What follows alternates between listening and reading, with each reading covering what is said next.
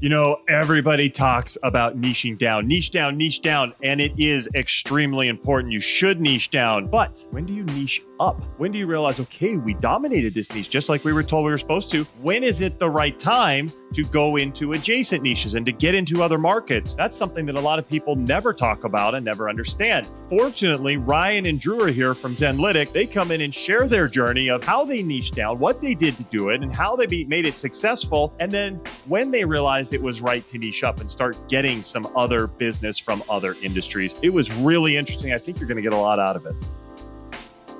Welcome to Scale Your SaaS, the podcast that gives you proven techniques and formulas for boosting your revenue and achieving your dream exit. Brought to you by a guy who's done just that multiple times. Here is your host, Matt Wallach. Hello and welcome to Scale Your SaaS. Very happy to have you here. Thank you very much. If this is your first time, definitely subscribe to the show. You're not going to want to miss some of the amazing contributors and innovators we have coming up for you. Hit that subscribe button. You'll be good to go. And we are here to help you scale your SaaS. And I am very excited for today's show. I have Ryan and Drew with me. Ryan, how you guys doing? Good. How are you, man? Good. Ryan, Drew, these guys are awesome. I want to make sure that everybody knows about you guys. So Ryan, Drew, they're from Zenylitic. Ryan Janssen and Drew Goulart. Ryan is the co-founder and CEO. Drew is the go-to-market lead. These guys are doing some great things. By the way, Zenylitic, it is the world's first self-serve business intelligence tool. It uses an always-on instant AI analyst to answer your data questions. It can answer ad hoc data requests 1,200 times faster than a human data analyst. That's pretty fast. It was built so all brands can finally have reliable, trustworthy, enterprise-grade intel. It is very slick, and I'm excited to learn more about it. Ryan and Drew, welcome once again. Good to have you on the show. Thank you so much for having us, Matt. Absolutely. So tell me, what's been going up with you guys lately, and what do you have coming up for us? Yeah, for sure. So I guess I can start there.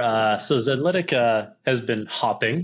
Things are just flying. We sort of, I come to expect a summer lull, but we're recording this in mid-August, and none of that has materialized. Zenylitic is a couple-year-old business now. When we raised our seed round last year at this time, we were 3.25 people. We're now up to 11. And it feels like, it doesn't feel like the dead of August, that's for sure. It just feels like every single person's calendar is just completely chock-a-block. And we're just struggling to find the time to get everything done that we want to get done. And it just feels like things are steaming ahead. So we're very excited over here. Busy.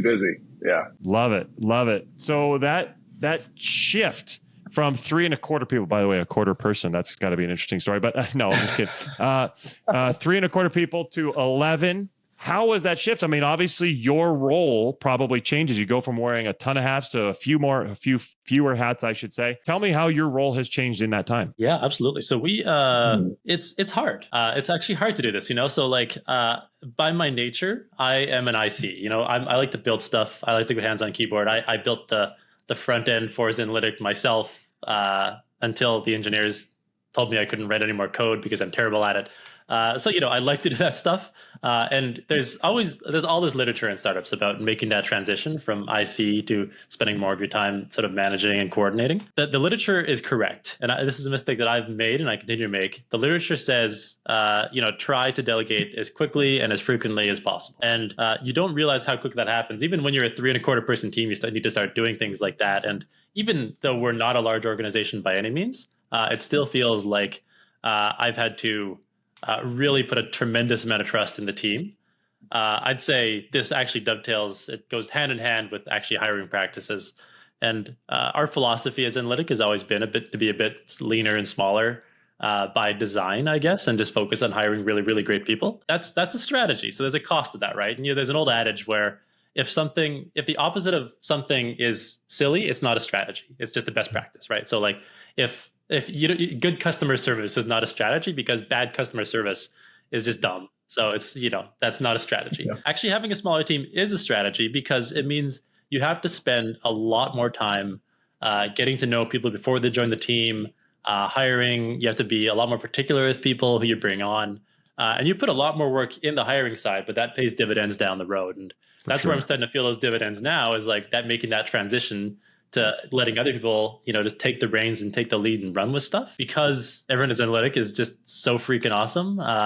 It makes it much, much easier to do that. And I just know that everyone on the team Usually they preempt it before I even realize it should be taken off my plate. And they just start running and charging with stuff. Drew's a great example of that. He was one of the earliest members of the team. Just grabbed those, just grabbed our go-to-market activity and all of our sales activity, like, Hercules wrestling the Nemean lion, and just took it by the throat, dragged it through about 6 brick walls to make sure that it's a success. So yeah, it's been difficult in short, like it's been a mindset shift, but it's great. And I'd say the other thing that comes with having a really small team is really tight feedback loops. Like in startup land, things change very quickly. You go from going after one subset of customers to very quickly shifting and going after another, finding a specific product feature that you really want to index on and have kind of be your leading positioning to any new customer that you meet with. And that quickly changes as your product changes, as your ICP changes, and being able to have a really tight feedback loops and a really tight team that you can say like, hey, this is what's working. This is what's not. And this is where we need to index going forward is incredibly helpful for that. Yeah, 100%. Yeah. There's really just 2 things that startups are very good at, right? That startups can do that big companies can't. Agility, as Drew says, and focus. For sure. Right.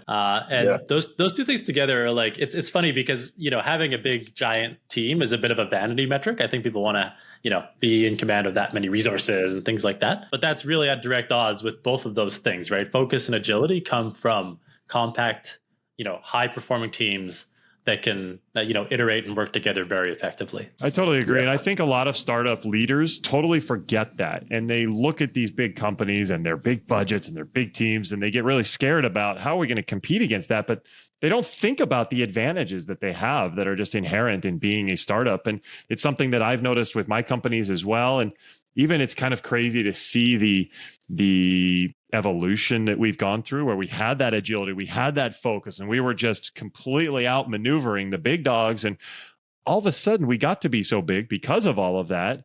And it became tough for us to be agile, and we'd want to change something. It's like, it's hard to switch. And the team wasn't as on board. And I think keeping that is very difficult as you grow, but you're right. Knowing that you have the agility and the focus advantage is critical. I totally agree. Yeah. Tell me, Ryan, go ahead, Drew. I was just going to say, and I think that's always one of the challenges that founding sales lends itself to, right? It's like when you're selling without the credibility of a brand behind you, that's a challenge, but it also provides a unique opportunity for you to tell the story of why customers need to, Ryan and I say this all the time, but skate to where the puck is going.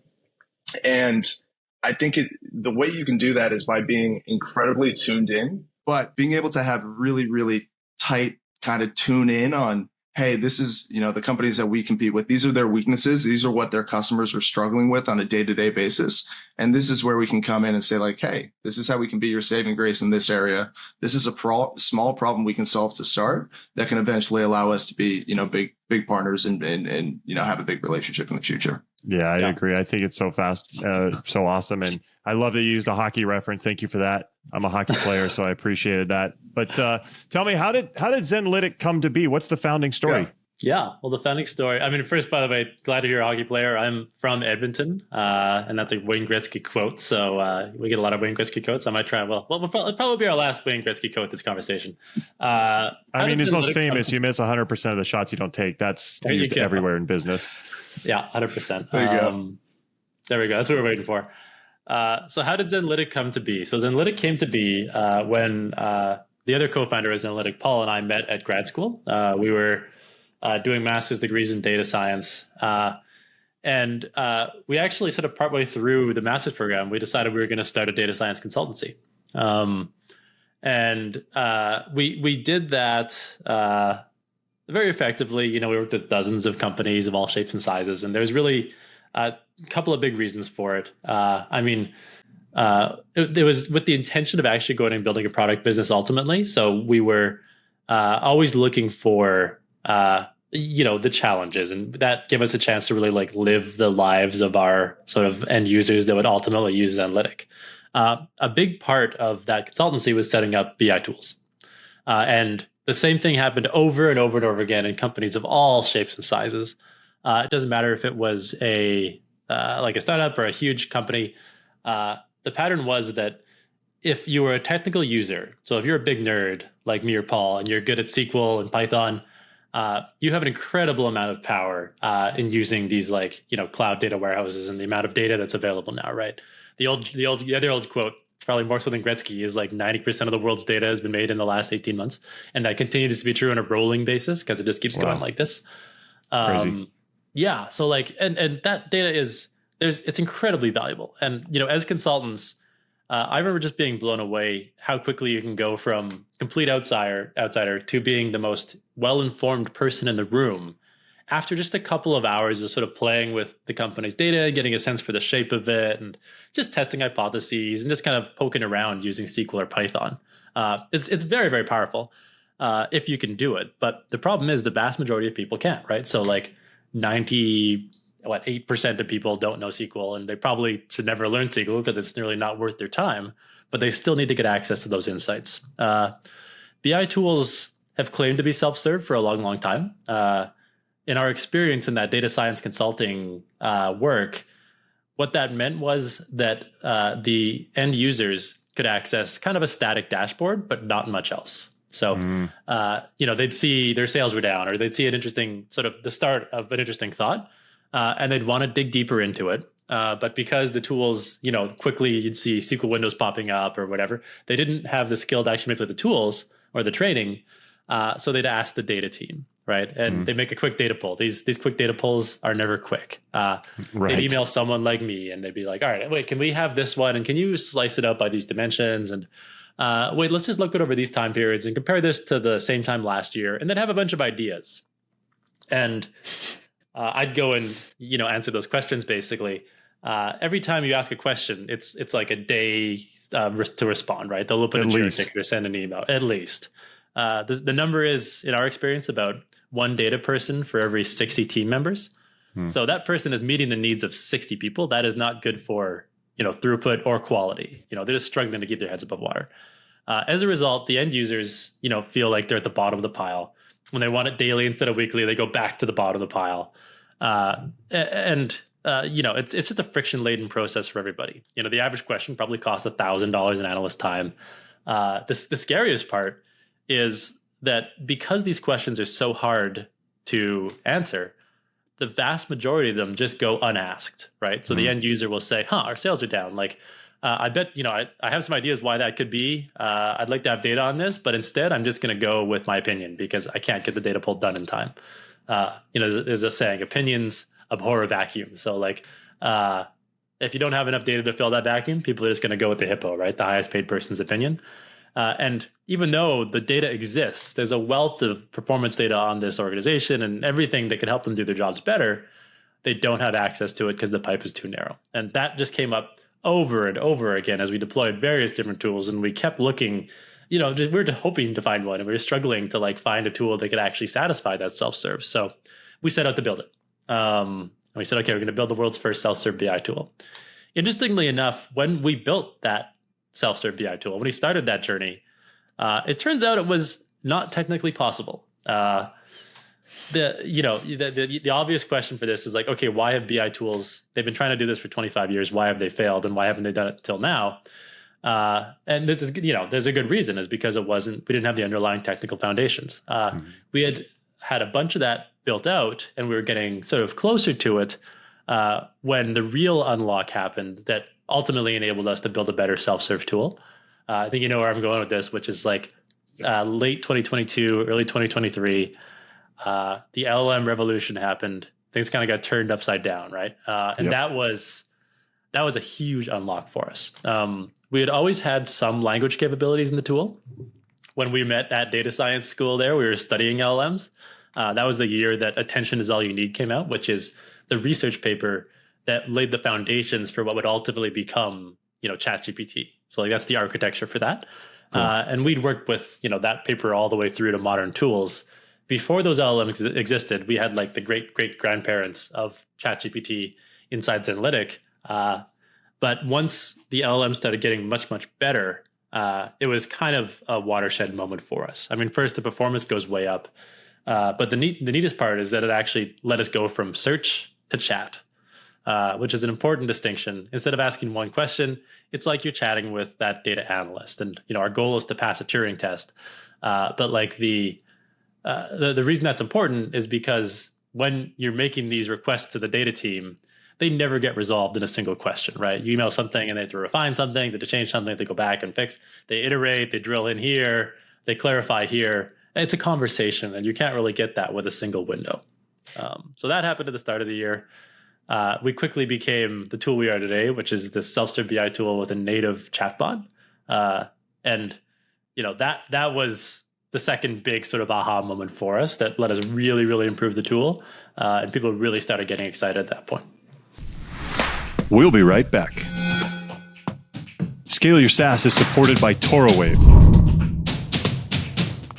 Lots of software leaders I talk to are looking to scale their SaaS. And I keep hearing over and over about one major struggle: getting ghosted by buyers after the demo. How frustrating is it when you have a great demo, you're feeling good, they like it, it seems like a done deal, and then crickets, nothing. You reach out, they're not responding to you at all. And when these software companies, they ask me to dive in, I notice that these sellers are following up the wrong way, or actually I should say with the wrong medium. What they're doing is they're hammering emails over and over again. I got a news flash for you. Email effectiveness is dwindling down and down every year. So why beat your head against the wall losing all kinds of business? Start texting, mix in texts along with emails and calls, and watch your conversion rates go up. In fact, conversion rates go up by about 50% when you use texting as part of the follow-up. People are used to it. And did you know the response rate on texts is 98%?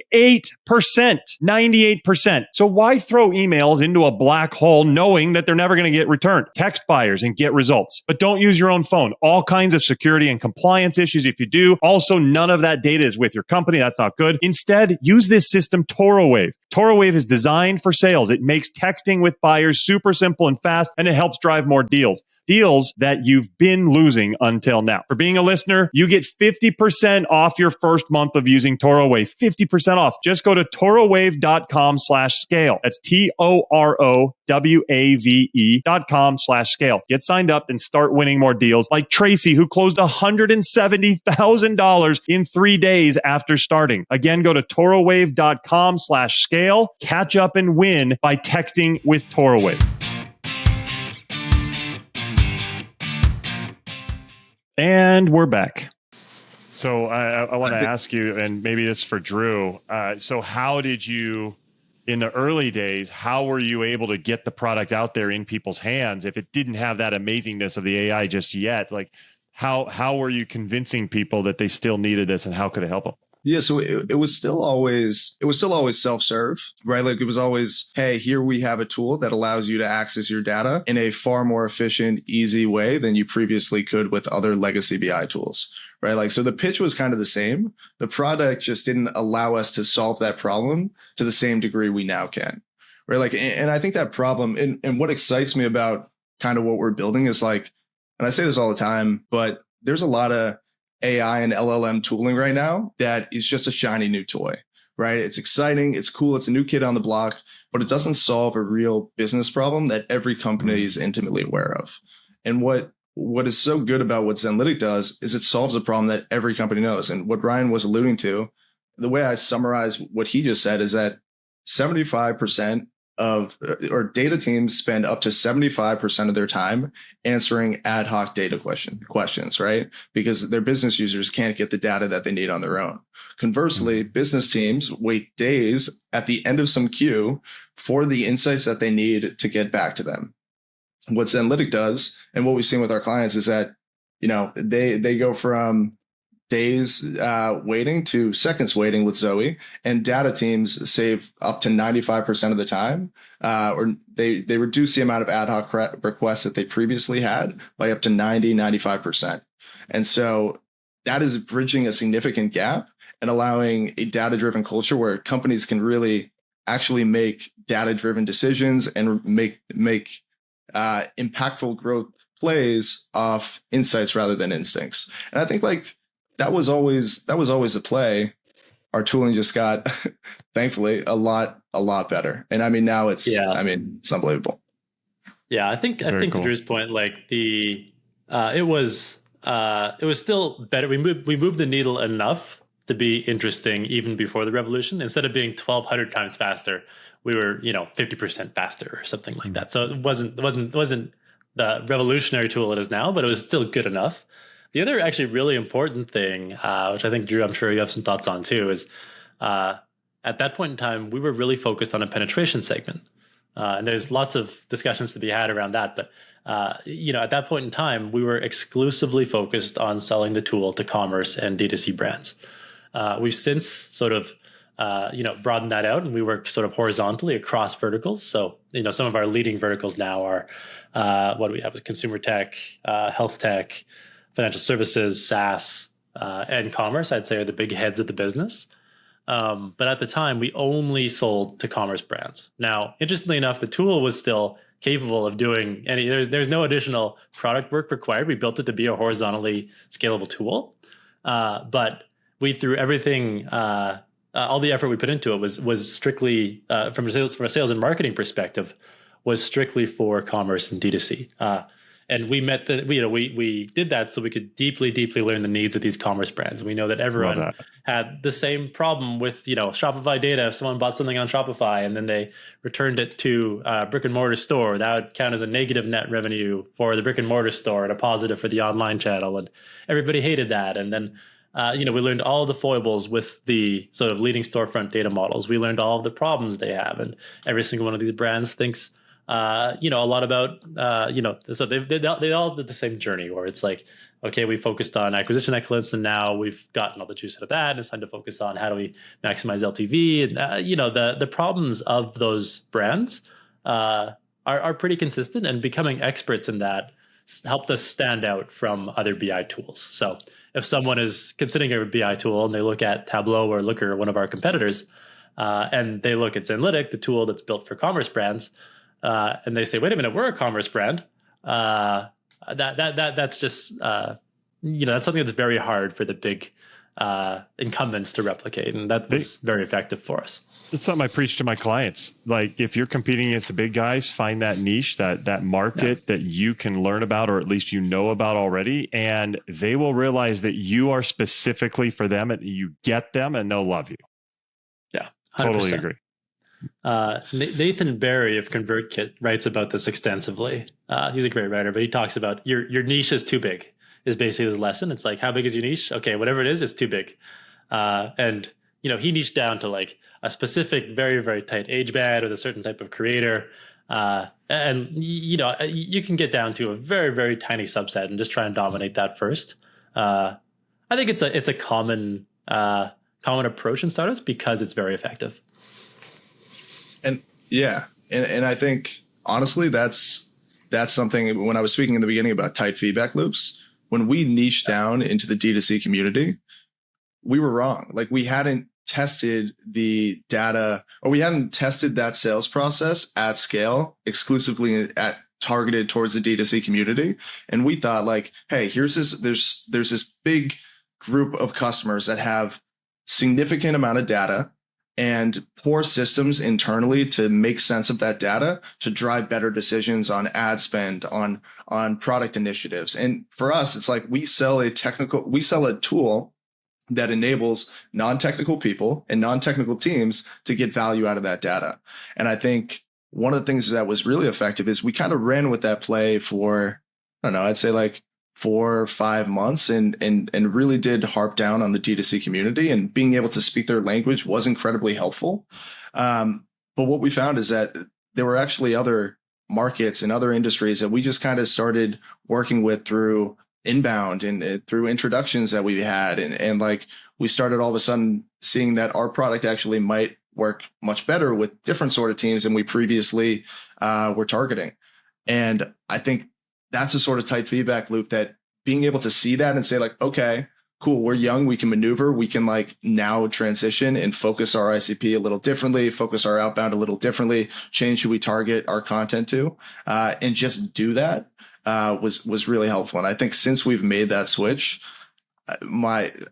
thankfully and unthankfully, my calendar doesn't have a free 30 minutes, which is awesome, which is, what I was hoping in the beginning. but it's been tremendously effective for us to really find, like, listen to the market, I'd say, and hear who really needs us. That's so a great true. point, right? Like like everyone says, niche down at the start, but nobody talks about how do you know when it's time to niche up, right? And like when do you make that switch? And I think it's a complex question, but Drew's point is perfect, right? And like in our case, it felt very organic. It just we could feel when it was time. We could start seeing demand from other industries. We had people. I mean, I guess it started with requests. It's like, oh shucks, too bad you're a commerce tool. We're a health tech tool, but this looks really cool. It's like we started getting that feedback, and then we just opened the gates, and then we said, okay, yeah, let's start doing this. And it felt completely unforced. So I would say in our situation, the market started dictating when the product was ready for us to expand out, and it became very natural. Love it. And as we wrap up here, this is awesome stuff.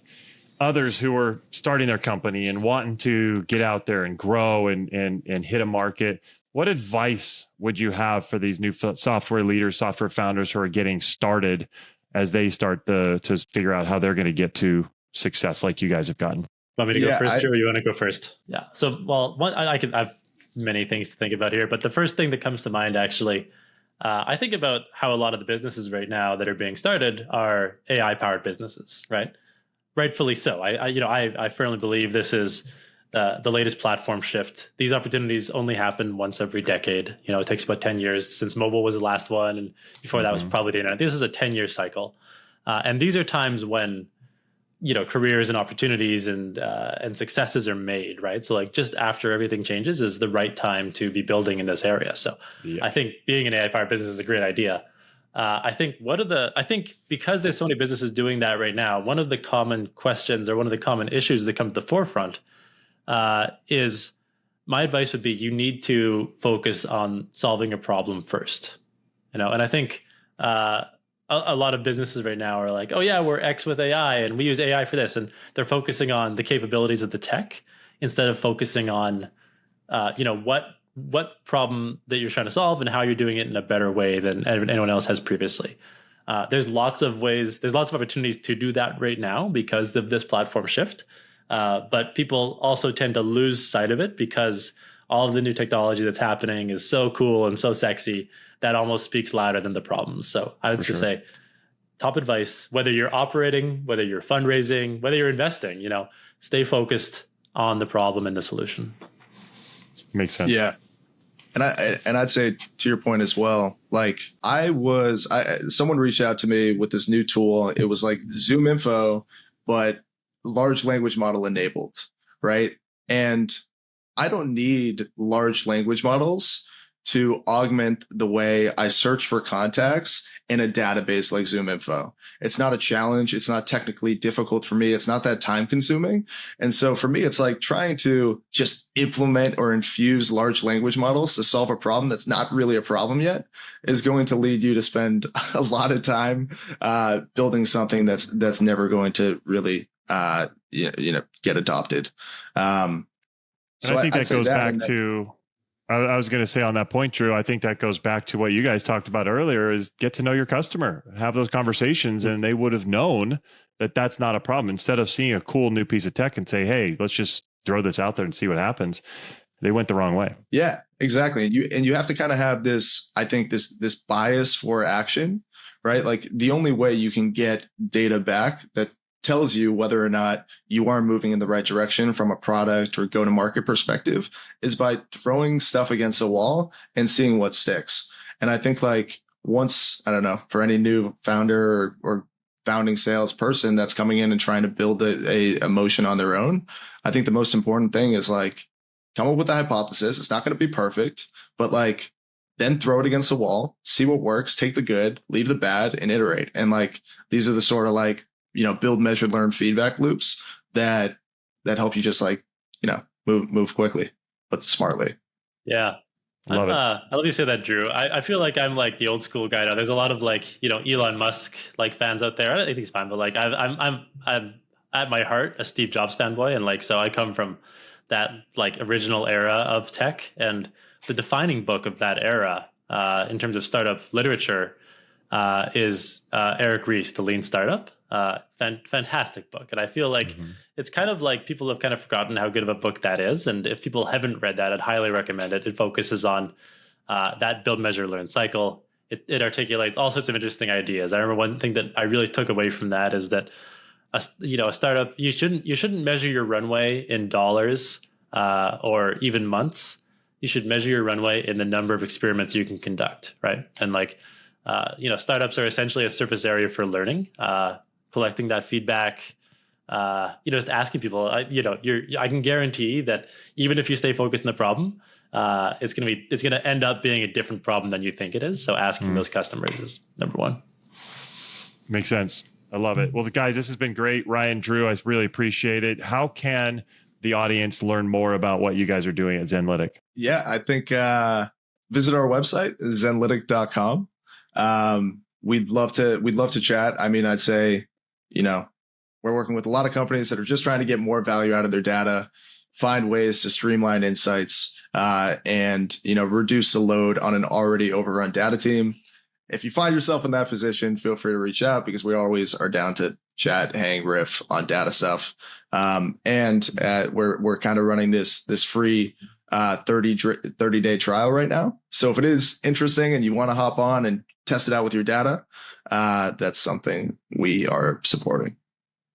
Yeah, very cool. And if you wanna like connect, if you're interested in learning more about Zenylitic, or if you're interested in learning more about data, nerdy stuff like data modeling and analytics techniques, or if you really love memes from like an elder millennial, talk to Ryan. Hit me up on LinkedIn. Yeah, that's right. So go to LinkedIn. Just search for Ryan Zenylitic. I'm on there. I like to BS with all sorts of people on there. So please connect.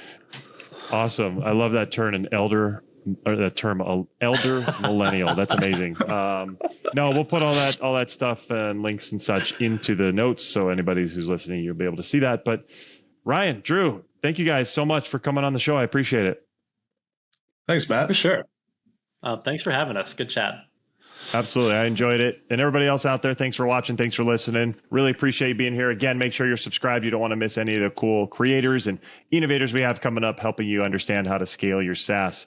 That's it for this time. We'll see you next time. Take care. Bye-bye. Thanks for listening to Scale Your SaaS. For more help on finding great leads and closing more deals, go to mattwallach.com.